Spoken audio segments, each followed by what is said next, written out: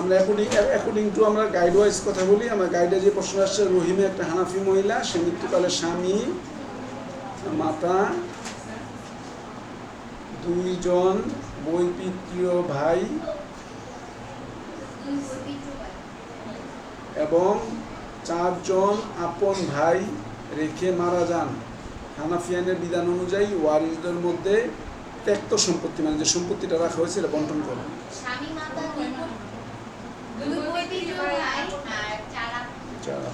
ভাই,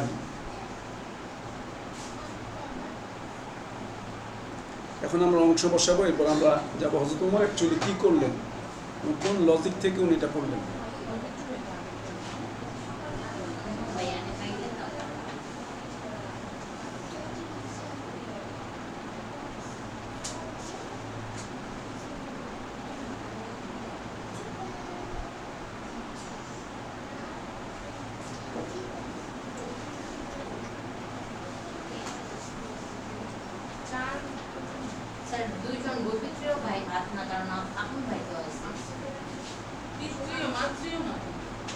আমরা আগে বসানোই তো প্রশ্ন, পবিত্র ভাই আর আপন ভাইয়ের সাথে তত্ত্ব এক না, ওইটা সূত্র একটা, অসূত্র একটা।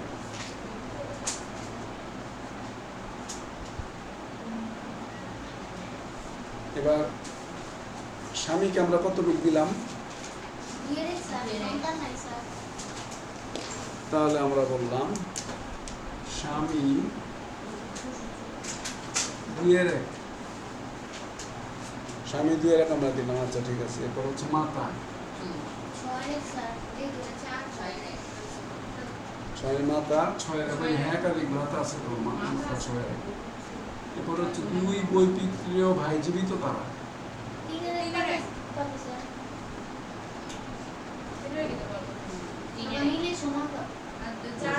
4 জন আপন ভাই। কেমনে 3-2 ফেলালেন? আপন ভাইকে অংশীদার কিনা আমাকে বলেন। বাকি 3 জন তো অংশীদার, স্বামী মাতা বৈপিত্র ভাই অংশীদার না? 12 জনের মধ্যে না? 12 জনের মধ্যে নিয়ে স্বামী মাতা আপন ভাই কি, স্বামী মাতা আপন ভাই, স্বামী মাতা বৈপিত্র ভাই কি অংশীদার 12 জনের মধ্যে কিনা? 3 জনে 12 জনের মধ্যে। আপন ভাই কোন তালিকায়? তাহলে আপন ভাই দেখি কি হইব? অবশিষ্ট ভোগী, আরবিতে বলে আসাবা। আসাবা, আচ্ছা এই যে আসাবা বললাম, এখন আপন ভাইদের আমরা সম্পত্তি দিতে চাই, তাহলে আমরা ভাগ টাগ করে দেখি 3 জনে কত পাই। আমরা এখন চমক লাগবে আমাদের কাছে, কথা বলবো যে এটা কিরকম বলবো।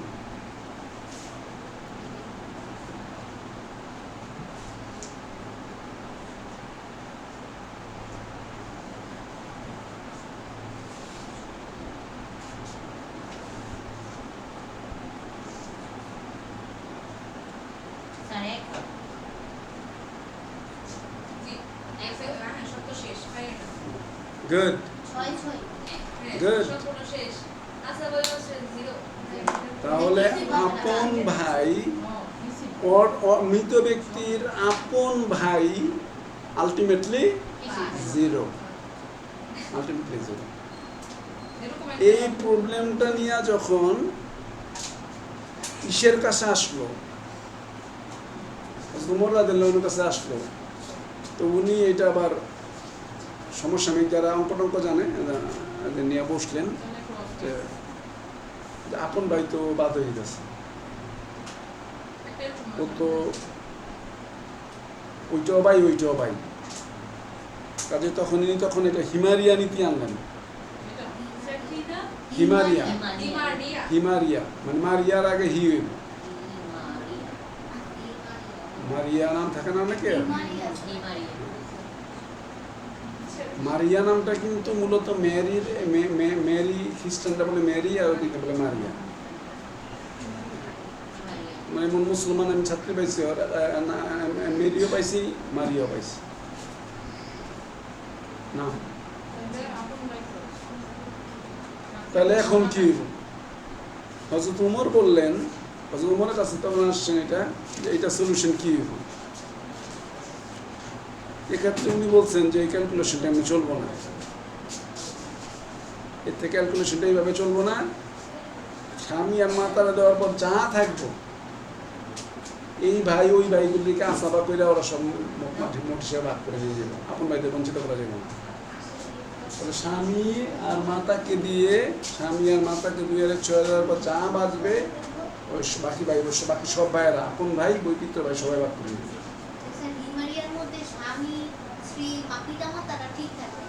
মানে এই চারটা দেখলাম আমি বুঝতে ফেললাম এটা হিমারিয়া নীতি। এই চারটা স্বামী মাতা একাধিক আপন ভাই একাধিক বৈপিত্র ভাই, এটা দেখলে বুঝবেন এটা হিমারিয়া নীতি, আর কোনো চিন্তাই যেমন। তখন স্বামী আর মাতাকে তার অংশ দিব, তাদের অংশ ঠিক রাখার অবশিষ্ট যতটুকু বাঁচবে, অবশিষ্ট কতটুকু থাকবে? স্বামী আর মাতাকে অংশ দেওয়ার পরে 2-1 6-1 দিলে কতটুকু থাকে? 6-4 বা 3-2, তো বাদ থাকে কি 3-1 বা 6-2, যেটাই বলি না কেন। এগুলি সব পবিত্র ভাই সহোদর ভাই ভাগ করে নেবে। 6-4 তো বন্টনই হইল, বাকি থাকে কতটুকু? 6-2। এখন 6-2 সব ভাই বোনরা সব বৈপিত্র ভাইয়েরাও পাবে, আপন ভাইরাও পাবে।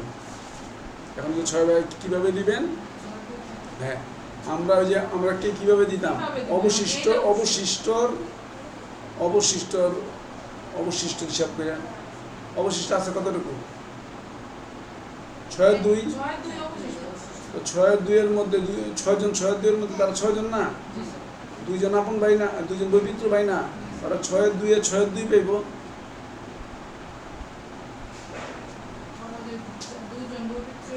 আমরা তো 6-2 রে 3-1 বলতে পারি, আমাদের অঙ্কের মধ্যে আমি 3-1 দেখাই দিছে, 6-2 বা 3-1 বলছে 3-1 কে 6 ভাগে 2 ভাগ করব, মানে বাকি যতটুকু রইব অত মানুষ 6 জন, কিন্তু সম্পর্ক তো 2 ধরনের, আপন ভাই বৈপিত্র ভাই। তাহলে আপন ভাই বৈপিত্র ভাই 2 জন, তাহলে অবশিষ্ট টুকের 6 ভাগে 2 ভাগ পাইবে 2 বৈপিত্র ভাই, আর অবশিষ্ট টুকের 6 ভাগে 4 ভাগ পাইব 4 আপন ভাই।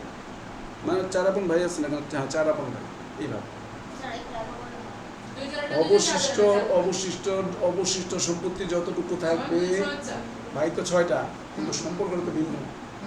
তাহলে 6 জন মানে তো 6 ভাগ, 6 ভাগের 2 ভাগ পাবো। যে আমরা বলছিলাম না কন্যা পুত্রের মধ্যে আমরা যেমন ভাগ করে দিতাম, কতজন অতজন, 6 ভাগের 2 ভাগ পাবে হচ্ছে বৈপিত্র ভাই, আর 6 ভাগের 4 ভাগ পাবে হচ্ছে আপন ভাই, আপন 4 ভাই, 4 জন। বোন হলে আর এই নীতি আসবেই না, এই নীতি আসতেছে না, মোট কথা মনে রাখতে হবে এই ক্যালকুলেশনে এই 4টা সম্পর্ক কেউকে দেখা মাত্র আমরা ট্রেস করে ফেলবো, এটা হিমারিয়া নীতি। এটা হিমারিয়া মানে হচ্ছে গাধা। এই বন্টন করার পর, কারণ এই বন্টনটা যখন করছিল তখন এই যে আপন ভাইরা প্রশ্ন তুলছে, আচ্ছা আপনি যে ভাগ করে দিলেন হযরত ওমর, আমাদের যদি একটা গাধা থাকতো, এটা গাধাটা ভাগ করতেন কেমনে?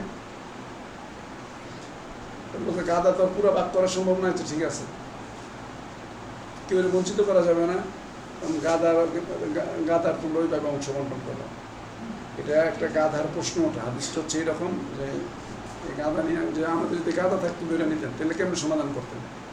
তখন বৈশা বলা যে না, আসলে কেমনে ভাইদের বঞ্চিত করা যায় না, ওরা তো মৃত ব্যক্তির দেখতে অবশিষ্ট ভোগী, কিন্তু মৃত ব্যক্তির ব্লাডের দিক দিয়ে তোরা কাছের, সো ওদেরকে মিলাই দিয়া তো হিমারিয়া নীতি হচ্ছে এই 4টা সম্পর্ক থাকবো, স্বামী থাকবো, মাতা থাকবো, বৈপিত্র ভাই থাকবো, অন্য ভাই থাকবো, আপন ভাই থাকবো। এটা হইলে আমরা বুঝবো এটা হিমারিয়া নীতি। আর কোনো সূত্র নাই, এটার মধ্যে সূত্র এটি। এরপর আরেকটা এতটুকু বুঝছেন আজকে। আচ্ছা, আরেকটা ওমরাতিয়ান নীতি, এটা হযরত ওমরের নীতি। এই সাবিয়া মৃত্যুকালে স্বামী মাতা পিতা রেখে গেছে, সহজ, স্বামী মাতা পিতা, এটা হলো ওমরাতিয়ান নীতি। লেখেন ওমরাতিয়ান নীতি, এটা হিমারিয়া নীতি না। স্বামী মাতা পিতা অংশ দেন, সহজ, সন্তান নাই,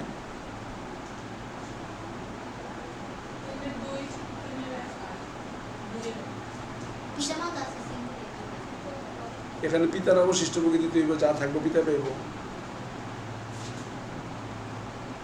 সন্তান না থাকলে পিতার অবস্থা কি দাঁড়ায়? অবশিষ্ট ভোগী হইব। আচ্ছা তাহলে দেখেন তো অবশিষ্ট ভোগী হিসেবে পিতা কতটুকু পাচ্ছে, এই আর দেখবেন এখন ব্যস্ত লাগবে একটা। স্বামীকে 2 ভাগ দিলেন আর মাতাকে 3 ভাগ দিলেন, বাকিটুকু তো পিতাকে দিবেন। অবশিষ্ট ভোগী তো ওনার তো সন্তান না, অবশিষ্ট ভোগী তালিকা করবে না। এবার তার অংশ দেন 6/1 বেরোলে তো 6/1 বেরোবে। 6/1 বেরোচ্ছে না? আচ্ছা 6/1 ঠিক আছে। এটা কেন ঠিক হইব না? এটা মুসলমান সূত্র অনুযায়ী একই সমান্তরালে থাকা 2টা মানুষ, একজন 3/1 পাইব, বউ 2-3/1 পাই যাব। স্বামী 6/1 পাইতেছে, মা বেশি পাইতেছে, বাবা কম পাইতেছে। এটা ইসলামের মৌলিক নীতি সাংঘর্ষিক। উমর এসে বললেন যে ব্যাপারটা এরকম হইব না, মাতার অংশ পিতার চেয়ে বেশি হতে পারবো না, কারণ তারা একই লেভেলের মানুষ, একই সম্পর্কের মানুষ। তখন উনি বললেন যে স্বামীকে যা দেওয়া হইব, অতটুকু দেওয়ার পর যা বাঁচবে পিতা মাতা মিলে পাবে। হ্যাঁ, বাকি অর্ধেক পাবে। কিভাবে পাবে? মাতা পাবে অবশিষ্ট 3/1 ভাগ,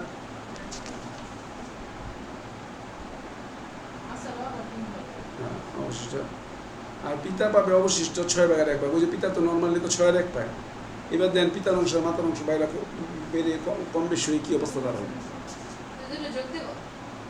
স্বামীকে 2/1 দিলাম, মা বাবা 3/1, মা বাবা তো 3/1 আগেই বলছিলাম। এখন কি পাবে? এখন বলছে অবশিষ্ট 3/1 পাবে। অবশিষ্ট দিতে, কারণ অবশিষ্ট মাতা এখানে অবশিষ্ট যতটুকু সম্পত্তির হবে স্বামীকে দেওয়ার পরে ওইটার 3/1 পাবে। 2/1 3/1 দেখবেন 6/1 বেরোবে। 2/1 এর 3/1 ক্যালকুলেশন করেন 6/1। আচ্ছা, এবার পিতা পাবে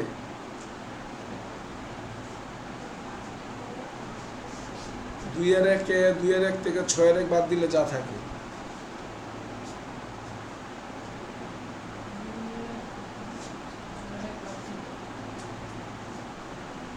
2/1 মাইনাস 6/1, সেটা অবশিষ্ট বুদ্ধি দেওয়ার পর যা বাঁচবে অবশিষ্ট 2/1, 6/2 বা 3/1। 3/1 হইল না? তাহলে এখানে মাথা কত, এখন মাথা কতটুকু পেলো? না, মাথা কতটুকু পেলো এখন? মানে এই হযরত ওমরের নিয়মের পরে মাথা কিন্তু এখন 6/1 পাচ্ছে। পিতা কিন্তু এখন মাথা কিন্তু এখন 6/1 পাচ্ছে, পিতা 3/1 পেয়ে যাচ্ছে। আর যদি আগের নিয়মে থাকতাম তাহলে কিন্তু মাথা 3/1, পিতা কিন্তু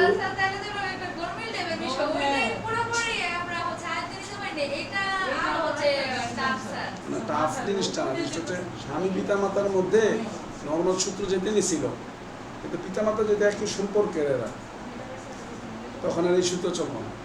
তোমার বলছে মায়ের তো পিতার চেয়ে বেশি দিতে পারবো না, তাহলে সমান বা কম। সমান তো হইবে না, কম পাইব। কম ওই যে এই নিয়ম অনুযায়ী মাথায় পাবে তখন 6/1, উল্টাই পিতাই পাবো 3/1। এবার 3টা যোগ করলে হিসাব তো মিলবই। 2/1 6/1, পিতা 3/1 পরে গিয়ে ঘুরলো নীতির কারণে। এইটা হচ্ছে গিয়ে উম্মাতিয়ার নীতি। তাহলে আমরা এতদিন এমনি স্বামী পিতা মাতা কিন্তু আমরা অন্য মিলাই দিয়ে আসতেছিলাম, কিন্তু হযরত ওমরের নিয়ম অনুযায়ী এটা হবে না।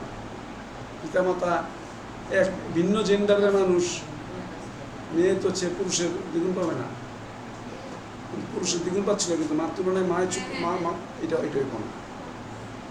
অর্থাৎ উল্টাই যাবো। সহজ কথা হচ্ছে ওই 6/1 ওনার কাছে যাবো, ওই 3/1 উনি পাবেন কিছু ক্যালকুলেশনের মাধ্যমে।